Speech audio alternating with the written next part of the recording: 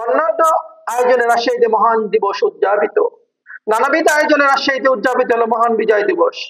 দিবসটি উপলক্ষে সোমবার সূর্যোদয়ের সঙ্গে সঙ্গে জেলা প্রশাসক কার্যালয় চত্বরের শহীদ স্মৃতিস্তম্ভে বিভাগীয় কমিশনার ডক্টর খন্দকার আজিম আহমেদ, রাজশাহী রেঞ্জের ডিআইজি মোহাম্মদ আলমগীর রহমান, রাজশাহী মেট্রোপলিটন পুলিশের কমিশনার মোহাম্মদ আবু সুফিয়ান, জেলা প্রশাসক আতিয়া আক্তার, পুলিশ সুপার মোহাম্মদ আনিসুজ্জামান সহ বিভাগীয় ও জেলা পর্যায়ে বিভিন্ন সরকারি, বেসরকারি ও স্বায়ত্তশাসিত দপ্তর ও সংস্থার প্রধান, রাজনৈতিক, ব্যবসায়ী, সাংবাদিক, বিভিন্ন সামাজিক, সাংস্কৃতিক ও স্বেচ্ছাসেবী সংগঠনের নেতৃবৃন্দ এবং নানা শ্রেণী পেশার সর্বস্তরের মানুষ পুষ্পস্তবক অর্পণ করেন, মহান মুক্তিযোদ্ধা শহীদদের গভীর শ্রদ্ধা ভাবে স্মরণ করেন। এদিন সূর্যোদয়ের সাথে সাথে সকল সরকারি, আধা সরকারি, স্বায়ত্তশাসিত প্রতিষ্ঠান ও বেসরকারি ভবনসমূহে জাতীয় পতাকা উত্তোলন করা হয়।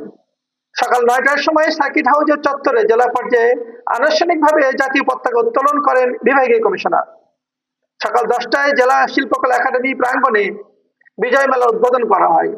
চারু, কারু ও স্থানীয়ভাবে উৎপাদিত পণ্যের ও মেলায় বিপুল সংখ্যক দর্শনার্থী দিয়ে অংশগ্রহণ করেন।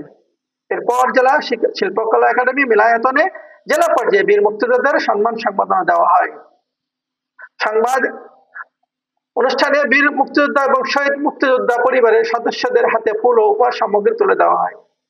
সংবর্ধনা শেষে একই স্থানে এক মনোজ্ঞ সাংস্কৃতিক অনুষ্ঠান অনুষ্ঠিত হয়। অপরদিকে জেলার ৯টি উপজেলা একইভাবে বিজয় দিবস পালন করা হয়। জেলার চারঘাট উপজেলা নির্বাহী অফিসার সঞ্জিদা সুলতানের সভাপতিত্বে বিভিন্ন কর্মসূচি অনুষ্ঠিত হয়।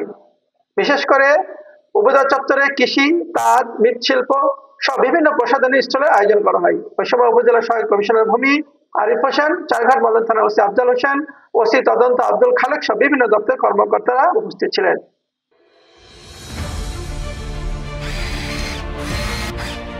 আলোতে থাকুন, ফোকাসে থাকুন, হাত রাখুন প্রজন্মের হাতে।